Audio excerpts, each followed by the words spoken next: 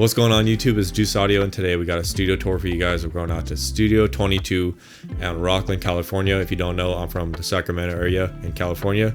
We're going to be talking about plugins, about gear, why he chose a $10,000 mic to record his clients. And we're also going to be talking about how he came up and how he learned his skills and moved on with them. So let's get started. All right, so here we are after that studio tour.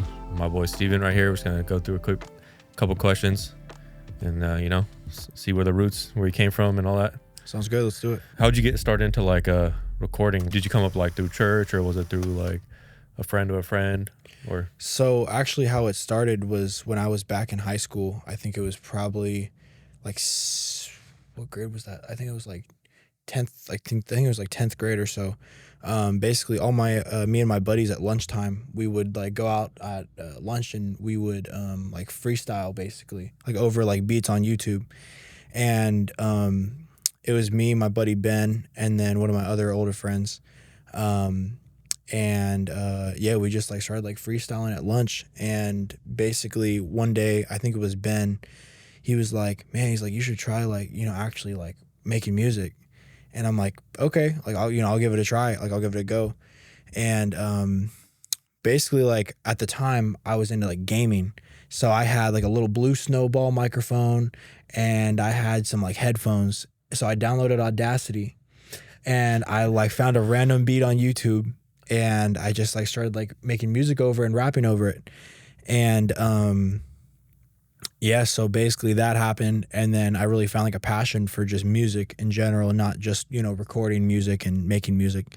And then basically that happened, and then I made music from that point on as an artist until I was probably about the age of, I think it was probably the age of 17 or 18. So I think I was doing music for about 3-4 years, if I'm not wrong. And then basically I got a little bit of traction going, around my artistry and all that kind of stuff. And basically I didn't care for the artist lifestyle and, how fast it is and how busy it is and how, just crazy it is. So I'm man, I want out of this. So basically I kind of ended my artistry. And I'm man, I still, I really want to be in the music industry and I still want to do music every day. But I don't want to be in the spotlight. You know what I'm saying? I don't want to be the main guy, So I'm man, what could I do? And the whole time, whenever, because Ben made music as well and he still does to this day, I would record both of our music. I would, engineer it, I would mix it. And at the time I didn't even know what mastering was at the time, but as far as I knew, I was mixing music and I'm recording music, and it was just a cool vibe between the both of us. And I'm man, you know what? Let me kind of dive into this, recording, mixing, mastering, engineering kind of field of things and just see, how I like it, because that could most definitely be an option. And that's exactly what I did. So basically what happened is where did I start?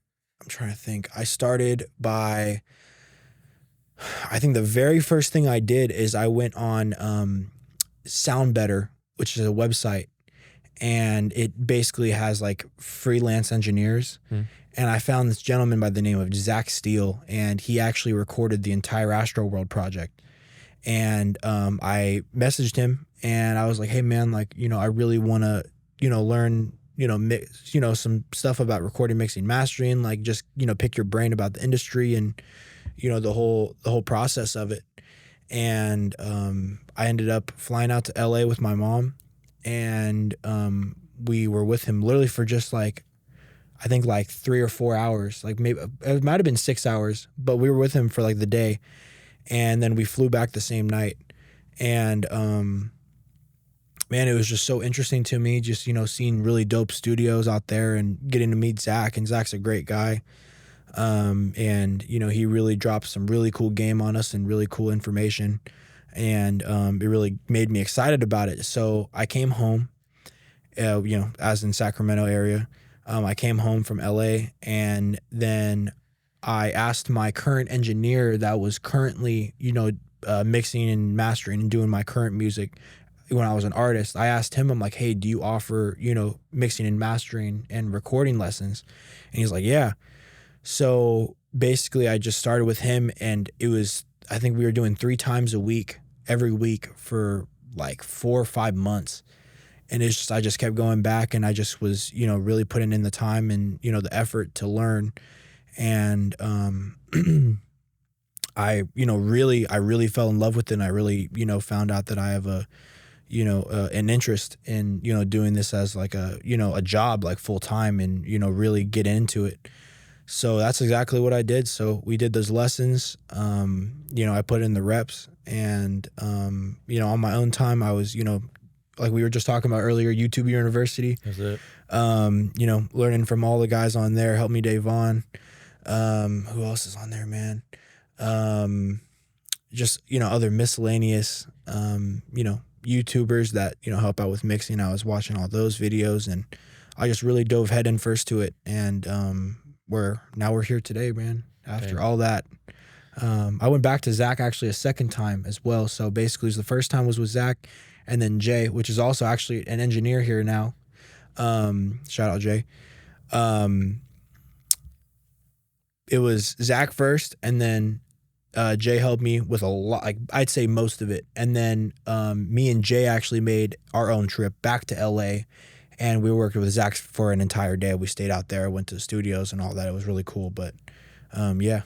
Dang. So that all this happened like fast then, huh? Very fast. Very fast. Yeah, man. It was crazy. It's a major blessing for sure, bro. Yeah. Yeah, it's crazy. That's pretty crazy because you're still young. Like, how old are you? I'm 21.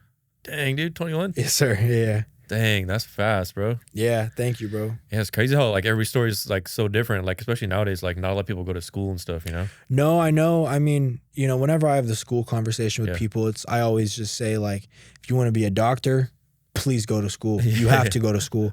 If you want to be a nurse, you got to go to school. Yeah. But, if you want to do something along the lines of, I don't know, like something we're doing like videography or, recording, mixing, mastering, being an engineer.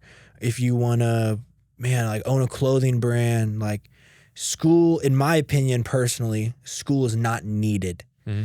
And, I mean, everyone's situation is different, so I don't want to speak on that too much, but at least in my situation, and I think yours as well, school wasn't needed to, really get that start and to get things moving. Yeah.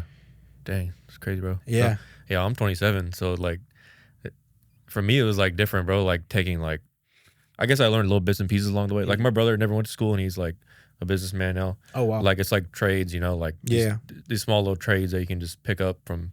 The biggest thing is a mentor, bro. Like from what you're telling me, like the mentor sped up like. Oh man, it's whole thing, huh? it's required because I mean, first off, it's a lot less inexpensive than going to like a whole university. Yeah, dude. You're I mean, depending on everyone has a different situation, but if you're talking about going to university, getting a degree, the whole 4-year thing, you're talking sometimes over $100,000 in debt of student loans. That full sale, huh? That full sale, man, like going the whole way. And it's just like, I spent way less than that, probably in my opinion, learning more, from, a independent engineer. Yeah. And also I got to, support him, financially as well.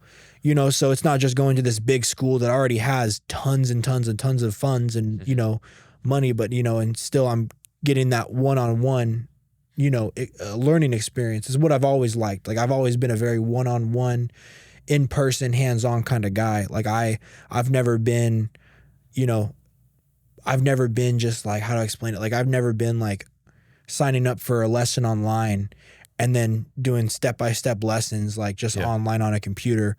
That's why like we said, YouTube University, like that is still more hands-on because it's very visual. You get to see what they're doing. It makes more sense. But I don't know. I don't like the tests and the quiz and learning online and reading all of that stuff. It's like verbally tell me and physically show me how to do, these things, Yeah, that's pretty sick, man. That's one regret I have. Like, I found a mentor, but it was later down the line. Yeah. Like, so I learned through like trial and error, like doing the wrong thing over and over and over again. Yeah, You know, yeah. like when I could just sped it up. Like, I wish I just paid someone and did it like how you did. You know, honestly.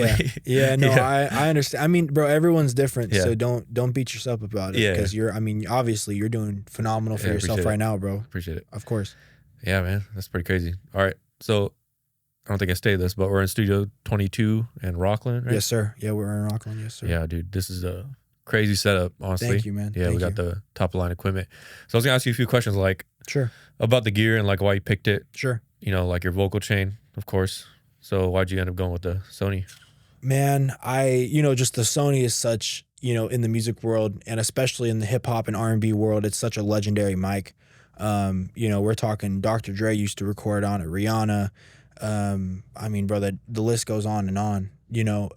Just a bunch of these legendary artists that we know today as really legends in not even just R&B and hip hop world. We're talking, music wide, genre wide. We're talking about legends. And I think when I first started, that was always my goal, was to get to the Sony. Yeah. Even before I started taking lessons, because basically how my mic journey went is first was the Blue Snowball. Yeah. You can buy it at like a Target, right? Yeah. And then it jumped after the Blue Snowball was to a mic called an Ashton Origin. Okay. And it's a really, that one? Yeah. Yeah, it's a really cool kind of looking metal titanium looking mic. It's really cool looking. It looks very vintage. Mm-hmm. And then after that, it was the Neumann TLM 103. Yep. And then after the 103, moved on to the big dog and finally got the Sony. So that journey, that was probably, man, I'll tell you what, that was probably like an 8-year journey. Okay. 8-year journey through the mics and then eventually getting to the Sony. But to answer your question fully of why I chose the Sony for, my space, which is because I think, I really, my mission when I first started Studio 22 was to give my clients the best possible product for the best possible price. That still makes sense on both sides for myself and as well as for them. Yeah. Because I mean, bro, we live in California, which is ridiculously expensive in all ways, shapes, and forms. We're talking gas, taxes, everything. So I think I just was on a mission to give people the greatest possible product I can get. And I think, out here, as far as studios go, besides what we were talking about earlier, there's not many out here. There's maybe one other Sony, 2 other Sonys in the Sacramento area. But if you're really looking for specifically, a Sony or that very high end sound, that's what I wanted to be able to provide for people. But nice, man. Hey, you definitely like having this setup. It like fits the gap perfect. Like, because at home you can record anything. You know what I'm saying? Of course. And like nowadays you don't need like crazy $1 million setup. The only really important thing you need is like a vocal chain. That's what I tell people. Very important. Yeah. So you fit in that gap perfect. Like if you want the real deal, then here it is. You know what I'm saying? You don't have to worry about having a huge building and like a crazy like. Yeah, we got it all here for you. Yeah. That's what's up, man. So yeah, if you guys don't know, usually people like in the industry, like the standard nowadays is like the Sony with the Neve. Sony with the Neve combo. You're either using for your compressor, using the tube tech. Tube tech, yeah. Yeah, either the tube tech or the LA2A. I think that's kind of the 2 main culprits. Yeah. Have you messed with the tube tech? I have once. I was in LA at a studio and they had one there. That was actually funny enough. It was their vocal chain was Sony, Neve, and then tube tech. Tube tech, yeah. But yeah, I got to mess with it. It's nice. I like it because, you actually have, unlike the 2A, you have control of the attack and the ratio and all that good stuff. But yeah, I mean, with the 2A, all you have is simply just, you just have a gain and a peak reduction knob. That's all you got. Yeah. You don't really get to have the luxury of, turning the attack and changing the ratio and all that good stuff. But yeah, I mean, it was nice. I liked it. I still think, I think for what I do, I really am a fan of the 2A just for the fact of, you can really push that thing hard, like really hard. You can push through a lot of compression through it, and doesn't squash it as much as you think it would squash it. You know, if it's hitting, 12, 14 dBs, it sounds still phenomenal. Like it doesn't sound like it's like just, literally killing it,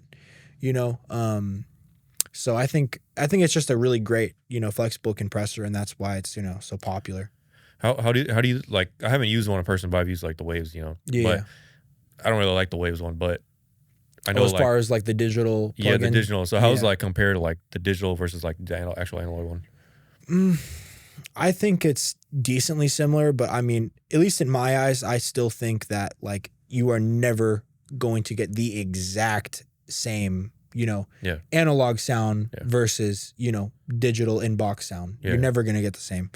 I know that's a very big kind of ongoing argument in the audio industry. Like, some people say, oh, the digital's better, and then, the analog is better. But I think end all say all, at least in my opinion, is I think you are never going to get that same sound from the, plug-in version. But I think what I personally do every time is if I get stems sent in and I can obviously tell there is no compression, whatsoever on the vocal, the first thing I'm going to do is I'm going to throw on a digital emulation of the LA2A. Oh, really? That's the first thing I do, just to basically, because I love the sound that it gives. And I love the, tube saturation sound that it gives as well. So I'm like, that's the very first thing I do is I throw that on the vocal, set my compression, and then I go into my mix. Oh, nice. Yeah. What about like the 76? You ever use that? Like the CLA 76, I think it's called, on Waves? I believe I have. I think I don't use it too often, but I remember I used to use it for parallel compression. For vocals. I mean, parallel compression can be really used for anything if you really wanted it to, but I think I've used the CLA 76 for parallel compression, but I haven't really used it on main vocals too much or any kind of vocals. Yeah, like with that one, I don't really use it. I've used like the analog gear and it sounds crazy. It's just like how you're saying, like you can squash it. Of course. But like that one, like the attack is like below 1 second. Like no matter where you move it. Oh, okay. So it's just like straight up, like in your face, like right from the jump. Yeah. It's not as like forgiving like the LA2A. You can record like. I think that's probably why it's so. I know a lot of people that I've seen use that specifically for parallel compression. Yeah. I think for that reason, specifically, it's a good one to use for parallel compression. Yeah, man. So like. Another big question I have is like when you bought the preamp, did it make a huge difference for the Sony, or was it just low fidelity? Or I'd say so for sure, because as I was telling you earlier, I used to have the warm audio emulation of the 1073. Yep. And me and Jay, with the other engineer here, we were always. I remember we were driving back from LA that trip when we went and saw Zach, and we were like, man, like. Just that warm audio, we just feel like it's just not doing it justice. Like it's not doing the Sony's like as much justice as it should be. Yeah. And, we're like, okay, let's just, let's order a actual Neve and try it out. And, sure enough, man, it really jumped up the level. I don't know exactly the reasoning. Yeah. But all I know is it definitely did. It gave it a lot better of a sound than the warm audio one did. That's what's up, man. Yeah, I've always wanted to hear an actual Neve. I've heard like Neve like 500 channel strips, but not like 1073. I don't know which one I have, but it's like a clean version. It's not, okay. It doesn't do like, when you buy a preamp, you're like, you want that sound, but like that one's like so clean. I don't really prefer it. Yeah. So other questions, man. Like, why'd you go with these focals and not something else? Well, I mean, again, that was another me and Jay conversation. He's like, have you ever heard of the focals? I'm like, no, I've never heard of them. I didn't even hear of the company. He's like, you gotta, if you ever get the chance, like you gotta listen to those focals. And I'm like, okay, like for sure. So, I think the first time I heard some focals was actually again in LA.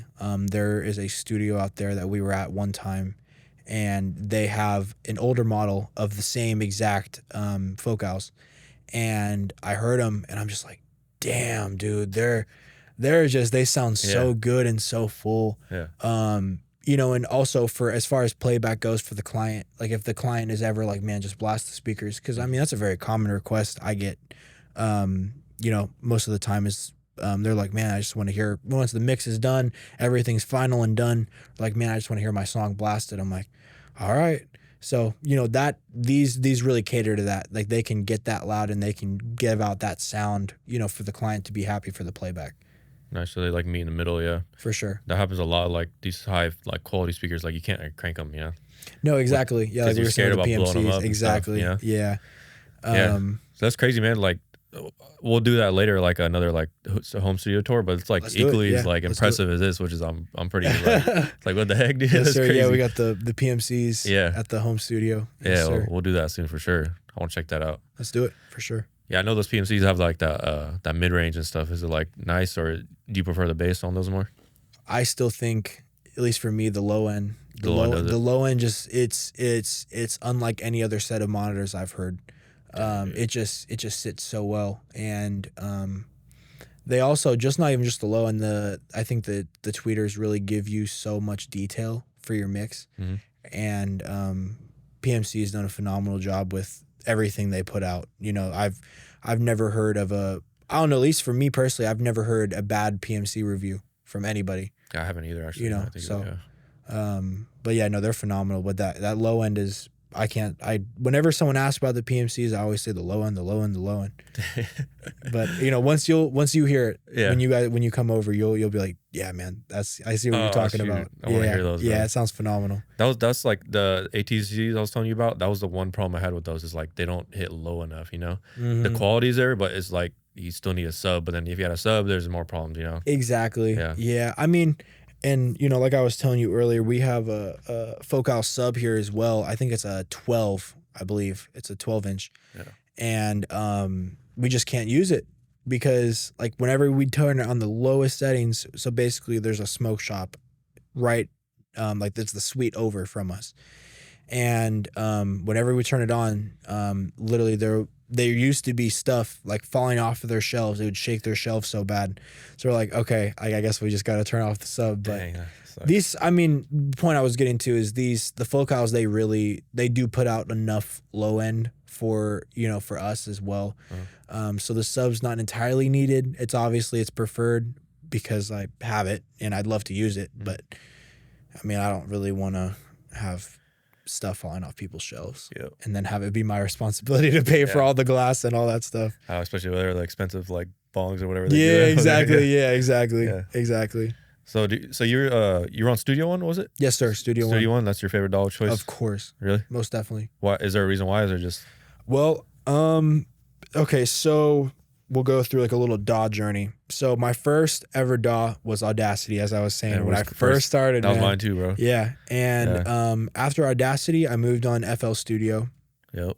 And I was recording music in FL Studio.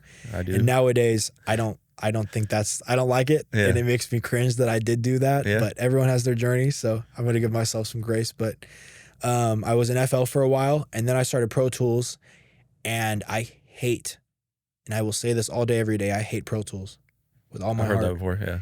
And then obviously after Pro Tools, because I was in Pro Tools, I even got Pro Tools certified through this company that they basically, all they do, like the only thing they do is they teach people Pro Tools. And I got certified in it and everything, and I'm just like, dude, I wasted my damn money going through this certification course because I don't know, I don't like it. And then the reason I don't like Pro Tools is because it is... in my belief, I think it is so outdated. It looks outdated. It crashes when you're doing a mix. It crashes like every 5 seconds. And I've heard, I don't know if this is true or not, but I've heard the only way to not get your Pro Tools to crash is you have to buy one of their like $10,000 pieces like the HD of hardware. Exactly. Yeah. And I'm just like, dude, like Scamming, and they're also, not to mention, I think it's like $80 a month for Pro Tools. Yeah. When you could buy Studio One for $400 one-time fee. Yeah. And Pro Tools, Studio One, it almost never crashes. You know, I can do a full-blown mix and I can master in the same session if I really wanted to, and it would not crash. Okay. And I think, I don't know. I mean, I know, Advid, the owners of Pro Tools, I've heard that just that company and Pro Tools has just been thrown around in so many different hands as far as like companies and people having to, touched it. And I think, I don't know. I don't think I know enough about like, the past of, the owners of Pro Tools and the guys that, really created it. But I think people got too comfortable with how Pro Tools is today. And when I say that, I mean, like, I think they stopped putting in, updates and upgrades into Pro Tools, like, major updates and upgrades into Pro Tools because, so many people like it and everyone has their own thing, but in my opinion, I think they just kind of stopped trying, and they're just like, like we got a good product. People pay $80 a month. Like whatever. People are buying our $10,000 pieces of hardware. Like, okay.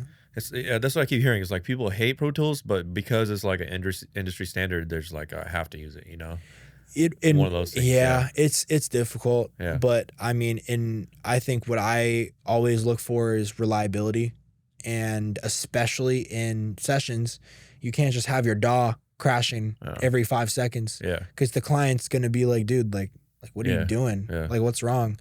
So it's like, I think having a reliable DAW that is not going to crash on you every 5 seconds is a very important thing without having to spend $10,000 on a piece of hardware. Yeah, they're just to use a DAW. They're scamming at that point, I know. Yeah, I could be wrong on that number, but I'm pretty sure it is 10 right, grand. Yeah, you're right. It's like it's changing up now because Pro Tools is like native, not native. You could, you don't need that anymore to run HDX, right? I think it's called. I don't know too much about it, but that's just what I've been hearing. What do you use? FL Studio, baby. No, I use I grew up on Audacity, bro. Of course. I wish I did. Audacity's babies, man. Dude, I used to pull up, get going on the Audacity, but I produce in FL Studio, and then if I'm doing fast stuff, I'll do an FL Studio. But like for multi-tracks, it's Logic for me. Nice. Yeah, it's just faster and everything works like a console or something, I guess. Mm-hmm. But I just never tried Studio One, Yeah, I mean, if you're ever open to it, I think it's a phenomenal DAW. I love it. I use it every day for every mix, every recording, every master, everything. My friend started using it. He said the same thing. He's like, bro, like it's so fast, like, and like I don't know if it's the skins or he was saying there's something in there that you can monitor like how much hardware you're using that he said was a big deal. Like how much CPU you're using. I believe so. Let me look. Yeah, where is it? It's right. Yeah, performance. Right. Oh, okay. Yeah, so you can see exactly how much CPU usage. Yeah. To him, that was a big deal. He's like, dude, I love it because that was yeah. I mean, they all do the same thing at the end of the day. It's just all about like workability and like, no, exactly. Yeah, it'll tell you how much CPU usage every every plugin is using. Yeah. Speaking about plugins, bro, like what's your like top 5 plugins? Oh. Just in general? Just in general. If you only have 5. I'm gonna have to go number 1 with Oxford Inflator. Bro, you know what you're talking about. Number 1. There you go. Yeah. I think number 2, I'm gonna have to go with which I can confidently now call a classic, Pro Q 3. I think after Pro Q, I'd probably have to go.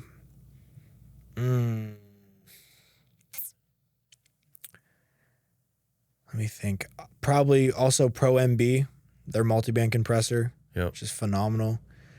And so let's see, 4.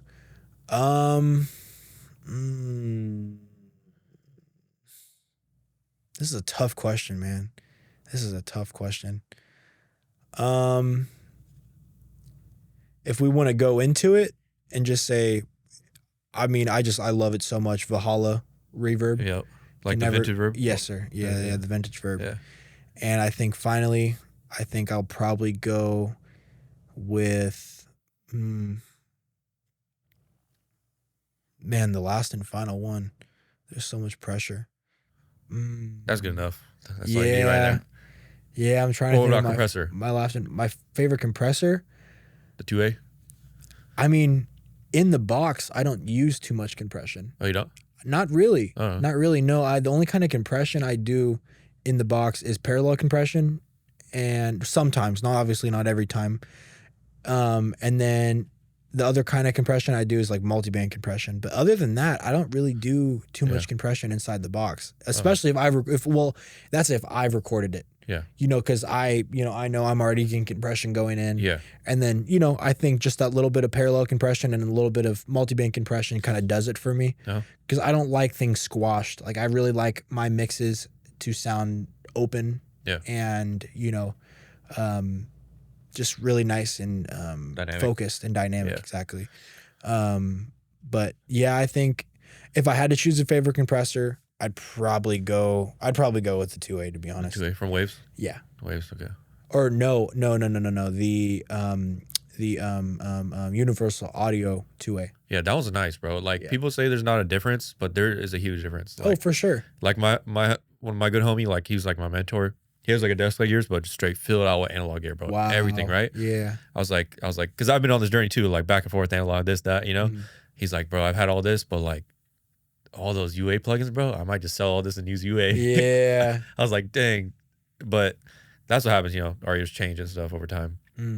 But dude, that inflator, bro, use it on the master bus, like when you're done. Dude, I use the inflator on almost everything. On everything almost. People slept on that for so long. Like, people didn't know about that until recently. Like, I've been seeing on Instagram. It's such a phenomenal plugin. Bro, it's crazy.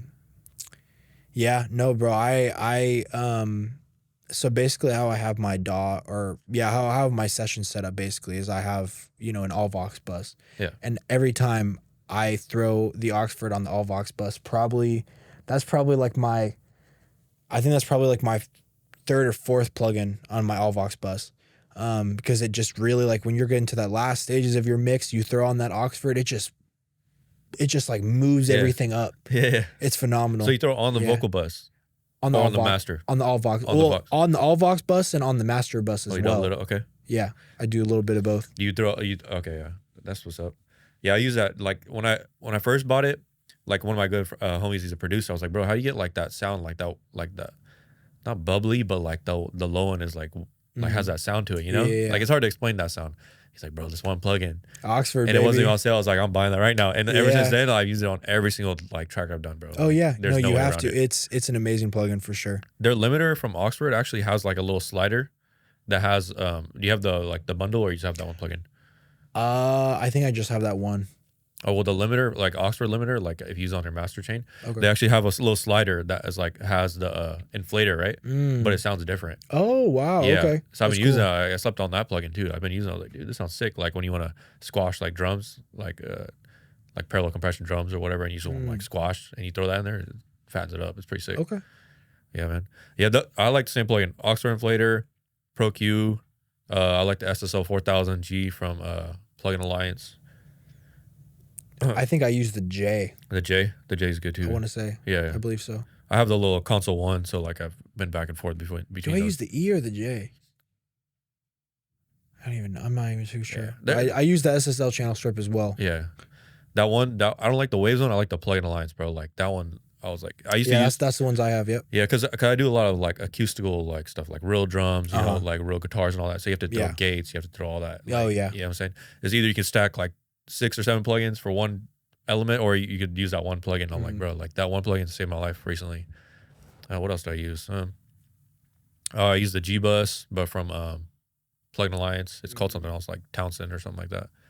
And Reverb, I like Valhalla. And then of course. Do you have any Slate digital plugins? I use the free one, the Fresh Air. Yeah. I use that, but we have the bundle at that studio, but I just never use it because I don't like. When you have too many options, bro, it limits you. That's how I feel. You know? No, I understand. Yeah. I think that'd probably be my fifth and final, which is their virtual tape machines. Oh, okay, yeah. I've heard good things about that. I've tried the oh god, why am I blanking on the other one? The Waves one, the J48, whatever.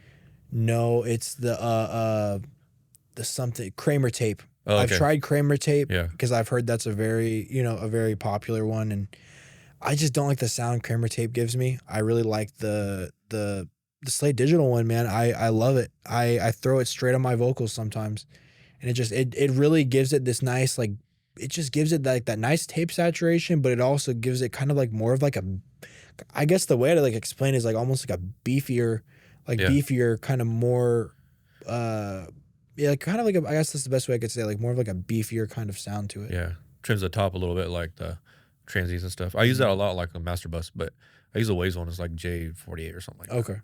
It's all right as long as you don't push it hard, you know. Of course. It only works sometimes, but like when you have that vibe, like that kind of lo-fi kind of vibe, it works like perfect. Yeah, I can't really think of any other plugins, honestly. Yeah, bro. You got anything else you want to say? Yeah, man, we're opening our podcast room here at Studio 22 pretty soon, probably within the next month or so. It's basically going to be, we're going to have like subscriptions, so where you can, you know, pay X and then you get X every month. And we're also going to just do hourly. But yeah, we got that coming soon. You know, I can confidently say every product that comes out of Studio 22, you are going to be happy with.